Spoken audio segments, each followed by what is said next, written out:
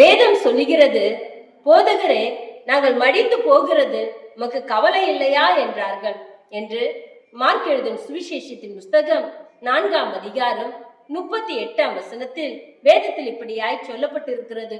பெருங்கடல் காற்று சூறாவளியை போல சூழ்ந்து கொண்டதுனால சீஷர்களுடைய பயமானது இயேசு தன்னுடன் இருக்கிறார் என்பதை கூட அவர்கள் மறந்து மிகவும் பயந்தவர்களா இருக்கிறாங்க.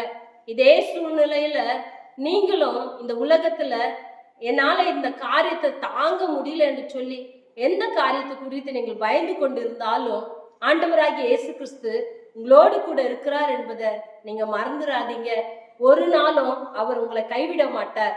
அவர் எழுந்து காற்றை அதட்டி கடலை பார்த்து இறையாதே, அமைதலா இரு என்று சொன்னார். கடலும் காற்றும் அவருடைய வார்த்தைக்கு கீழ்ப்படிந்தது. உன்னுடைய வார்த்தைக்கு இந்த நாளிலே கர்த்தர் செவி கொடுத்து உன்னுடைய ஜெபத்திற்கு கர்த்தர் பதில் கொடுத்திருக்கிறார். ஒரு நாளும் கலங்காதீங்க, கர்த்தர் உங்களோடு கூட இருக்கிறார். உங்களுடைய தத்தளிப்பின் வாழ்க்கையை கர்த்தர் மாற்றி ஆசீர்வாதமான வாழ்க்கையையும் கண்ணீரை துடைத்து கர்த்தர் உங்களை நிலை நிறுத்துவாராக. நாளை கர்த்தர் தாமே உங்களை ஆசீர்வதிப்பாராக. ஆமென்.